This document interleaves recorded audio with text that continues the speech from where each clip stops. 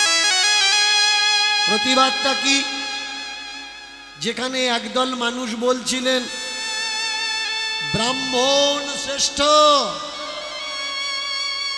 আর সব নিকৃষ্ট, শুধুমাত্র ব্রাহ্মণ উচ্চ কুলে জন্ম,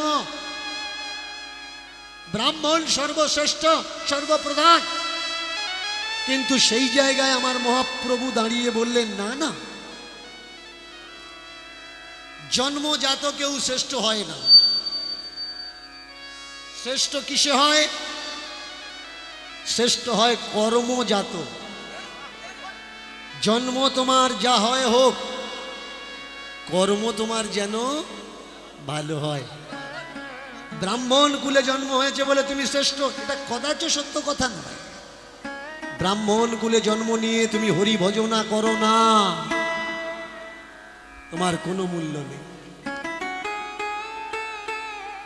যেজন হরি ভজে সেই জন সর্বশ্রেষ্ঠ। জাতের বিচার এমন বড় ভয়ঙ্কর, জাতের বিচার এমন ভাবে সমাজকে ঘৃণার নজরে দেখছিল, সেই জায়গায় আমার ঠাকুর এসে আর একটা জাত তৈরি করলেন। যে জাতটা যে জাতটা কোনো জাতের তোয়াক্কা রাখবে না, একটা জাত হবে, একটা ছত্র ছায়ায় আসবে, একে অপরের সম্মান করে, কোনো উঁচু কোনো নিচু ভেদাভেদ থাকবে না, শুধু একে অপরের কোল দেবে আর সময় পেলে হরি গুণগান করবে। চমৎকার দেখুন, ইতিহাস বলে, আমাদের ভারতবর্ষের ইতিহাস অনেক জায়গায় ভুল তথ্য দেয়। ভারতবর্ষে নাকি মুসলমানরা, পাঠান মোগল যেদিন থেকে এসেছে সেদিন ভারতবর্ষে মুসলমানের প্রাদুর্ভাব দেখা গেছে। এ সম্পূর্ণ ভুল ইতিহাস। নবীজি 4 জন দূতকে 4 দিশায় পাঠিয়েছিলেন, আর আমাদের ভারতবর্ষে এই পূব দিশায় একজনকে পাঠিয়েছিলেন। তিনি এখানে এসেছিলেন একটা লোটা একটা কম্বল নিয়ে ধর্ম প্রচারের জন্য। তার মাজার এখনো পর্যন্ত বাংলাদেশ স্থগিত আছে। কেমন চমৎকার দেখুন, মতান্তরে ইউপিতে মতান্তর বাংলাদেশ। যাই হোক, এটা চর্চার বিষয়, আমি সেদিকে যাচ্ছি না। তাহলে তিনি যে এসেছেন, এসে দাঁড়িয়ে বললেন আমি ধর্ম প্রচার করতে এসেছি। আমার ভারতবর্ষের মানুষরা বলে উঠলেন, কি ধর্ম প্রচার করতে এসেছে? বললো আমাদের শান্তির ধর্ম প্রচার করতে এসেছে। এই ধর্ম নিলে কি হবে? বললে এই ধর্ম নিলে তোমরা এক থালে বসে সবাই খেতে পারবে, এক জায়গায় হাত ধুতে পারবে, একই খাবার সবাই মিলে আহার করতে পারবে, তোমাদের উঁচ নিচ নেই। বললে না, আমাদের উঁচ নিচ নেই। ছোঁয়াছুত নেই? না, ছোঁয়াছুত নেই। এক জল 10 জন মুখ দিতে পারে, এক গ্লাসে 10 জন মুখ দিতে পারে। সেদিন শয়ে শয়ে মানুষ এই শান্তির ধর্মে প্রবেশ করেছিল। কেন? দেখেছিল এখানে ধর্ম নিয়ে যে অত্যাচার হচ্ছিল, তাই আমার মহাপ্রভু সমাজকে বাঁচানোর জন্য তিনি আগে দাঁড়ালেন। কিন্তু এই ইতিহাসকে কেউ কখনো তুলে ধরে না। কেন ধরে না?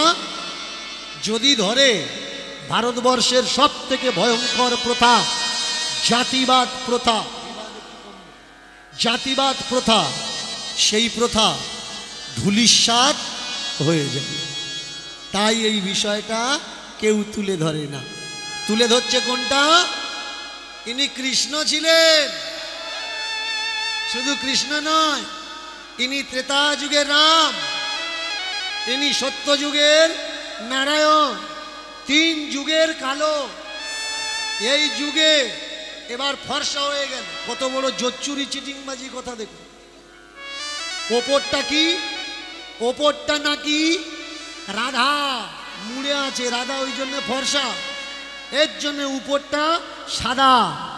আগে জানতে হবে মহাপ্রভুর গায়ের রংটা গোরা কেন, সাদা কেন। মহাপ্রভুর যে দাদা বিশ্বরূপ, ইনি কিন্তু গোরা ছিলেন না। ইনি ছিলেন কি, এনার বংশে বাপ ঠাকুরদাদের গায়ের রং এনার ছিল, কিন্তু যিনি ছোট ছেলে এর রংটা সম্পূর্ণ ডিফারেন্স, আলাদা। কেন আলাদা? এই জায়গায় দু চার কথা চর্চা করতে হয়, না হলে আপনারা বুঝবেন। অনেকে বলেন অদ্বৈত আচার্য তুলসী পাতা ভাসিয়ে ভাসিয়ে কেঁদে কেঁদে কেঁদে কেঁদে তিনি নিয়ে এসেছেন। কাকে? ঠাকুরকে। ঠাকুর এসো, দেখো সমাজে কত অত্যাচার, কি কি অত্যাচার হচ্ছে সেই অত্যাচারের কথা কিন্তু লেখা হয়নি। কি কি অত্যাচার হচ্ছে সেই অত্যাচারের কথা লেখা হয়নি। কখনো অদ্বৈত আচার্য এই জাতি ভেদের বিরুদ্ধে প্রতিবাদ করেছে এরকম কোনো প্রমাণ নেই। শুধু তুলসী পাতা ভাসিয়েছেন এর প্রমাণ আছে। একদিন তুলসী পাতাটা উল্টো দিকে উজান নিল, উল্টো দিকে উজান নিল। উনি বুঝতে পারলেন ৮০ বছরের একজন বৃদ্ধ যে এবার তিনি আসবেন। এগুলো হচ্ছে বানাবটি কথা, ভক্তিবাদী কথা, এর একটাও সত্যি না। সত্য কোনটা? এইবার আসুন, চলে যান বাংলাদেশ শ্রীহট্ট। শ্রীহট্ট থেকে কয়েক ঘন্টার রাস্তা জয়পুর। এই জয়পুরে আজও পর্যন্ত স্থাপিত আছে বুরহান উদ্দিনের মাজার। আমি যে কথাগুলো বলছি এটা আমার বানাবটি বা মুখের কথা নয়, যে গ্রন্থ থেকে কথাগুলো বলছি, যেখানে গৌরাঙ্গ মহাপ্রভুর বাস্তব চরিত্রকে তুলে ধরা হয়েছে। কোনো কৃষ্ণ গৌরাঙ্গ নয়, একেবারে মাটির মানুষকে তুলে ধরা হয়েছে, সেই গ্রন্থের কথা। গ্রন্থটার নাম হলো গোরা। পড়ে নেবেন, 720-22 পৃষ্ঠারের একটা বই। লেখককে? লেখক হলো শৈবাল মিত্র। এখানে স্পষ্ট লেখা হলো গোরাকে, গোরার মা 8টা বাচ্চা জন্ম দিয়েছে, তারা মরে গেছে। একটা নয়, সব কটা কন্যা, মেয়ে সন্তান। এরপরে একটা পুত্র সন্তানের জন্ম হয়েছে, তার নাম রাখা হয়েছে কি? বিশ্বরূপ। কিন্তু বিশ্বরূপ জন্মানোর পরে, বিশ্বরূপ যখন 4-5 বছর বয়স, ছোট বিশ্বরূপ, তখন বিশ্বরূপের বাবা ব্রহ্মচর্য পালন করছেন, আত্মীয় বন্ধু বান্ধবদের ডেকে যে আজ থেকে আমি ব্রহ্মচারী হলাম। এবার বলুন, যার বাবা ব্রহ্মচারী হয় তার মায়ের গর্ভে বাচ্চা আসে কোন উপায়? ভালো করে খেয়াল করবে। কেউ বলে ডাব ভাসালে হয়, কেউ বলে সিন্নি খেলে হয়, কেউ বলে প্রসাদ খেলে হয়, কেউ বলে হত্যে দিলে হয়। তাহলে তাই যদি হয়, আমাদের ভারতবর্ষে হিজড়ি বলে কেউ থাকতো? ওরাও ডাব ভাসিয়ে মা হয়ে যেত, ওরাও সিন্নি খেয়ে মা হয়ে যেত, ওরাও প্রসাদ খেয়ে হত্যে দিয়ে মা হয়ে যেত। পুত্র সন্তান উৎপাদন করতে গেলে নারী পুরুষের উভয়ের প্রয়োজন হয়, তা না হলে পুত্র সন্তান প্রয়োজন হয় না। কানে খবর এলো বুরহান উদ্দিনের মাজারে যারা যারা ধন্না দিয়েছে, হত্যা দিয়েছে, তারা নাকি মা হয়েছে। চললেন 2 স্বামী স্ত্রী বুরহান উদ্দিনের মাজারে। বুরহান উদ্দিন বললেন, হ্যাঁ এখানে 3 দিন ধন্না দাও, 3 দিন 3 রাত তুমি মা হবে। কথিত আছে মা শচী দেবীকে তার স্বামী রেখে আসলেন কোথায়? বুরহান উদ্দিনের মাজারে। 3 দিন তিনি ধন্না দিয়েছিলেন। যেদিন 2 দিন, একদিন 1 রাত চলে গেছে, 2 দিনের দিন প্রচণ্ড ঝড়জল শুরু হয়েছে। সেদিন তার ছোট্ট ছেলে বিশ্বরূপ আর তার স্বামী তার কাছে ছিল। ছেলে মাকে ছেড়ে আসতে চাচ্ছে না, মাকে এভাবে ছেড়ে কখনো জীবনে সে থাকেনি, মায়ের কাছে ছাড়া ঘুমায়নি। বুরহান উদ্দিন বলে উঠলেন, ছেলেকে রেখে যাও, দেখার জিম্মেদারি আমার। ছেলে মনে করলে বোধহয় আজকে রাত্রে মার কাছে আমি থাকবো, কিন্তু বিশ্বরূপ সেদিন সে মার কাছে থাকতে পারেনি। এগুলো আমার মুখের কথা না, বইয়ের কথা, ইতিহাসের কথা।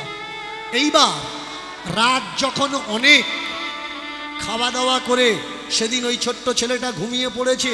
অনেক রাত্রে যখন ঘুম ভেঙেছে তখন বর্ষা চলছে, বজ্রপাত পড়ছে। মাজারের গর্ভগৃহের কাছে গিয়ে জানালা থেকে তাকিয়ে দেখলেন মা সেখানে নেই। ভাবছে মা কোথায় গেল, আমাকে রেখে কি কোথাও চলে গেল, নাকি মাকে কেউ নিয়ে চলে গেল। ছোট্ট বাচ্চা, কত রকমের মনে সংশয়, মনে ভয় হচ্ছে। আবার এসে শুয়ে পড়েছে। কয়েকজন মানুষের হেঁটে আসার পায়ের আওয়াজ শুনতে পেয়ে তাড়াতাড়ি আবার গিয়ে যখন ওই গর্ভগৃহের জানালার ধারে দাঁড়িয়েছে, ভিতরের দিকে তাকিয়ে দেখল মা খড়কুটোর উপরে মেঝেতে শুয়ে আছে, গুড়ি সুড়ি মেরে শুয়ে আছে। তবে মাকে দেখে মনে হচ্ছে যেন মা অচৈতন্য, বেহুঁশ হয়ে আছে, কোনো জ্ঞান মায়ের। ধরে প্রাণ এলো। সেদিনের কথা অনেকবার ঠাকুর ডাকে, অনেকবার বাবাকে তিনি বলতে চেয়েছেন বিশ্বরূপ, কিন্তু পরিবেশ তেমন অনুকূল হয়নি, ওরা শুনতেও চায়নি, এর আর বলাও হয়নি। এবার বলুন, এই তুলসী পাতা পাটিরা যারা গঙ্গার জলে ভাসিয়ে ভাসিয়ে নিয়ে এলো,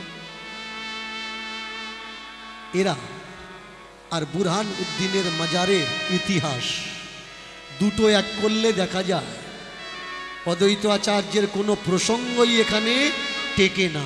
এটা আমার মুখের কথা না, গ্রন্থের কথা, চর্চার বিষয়।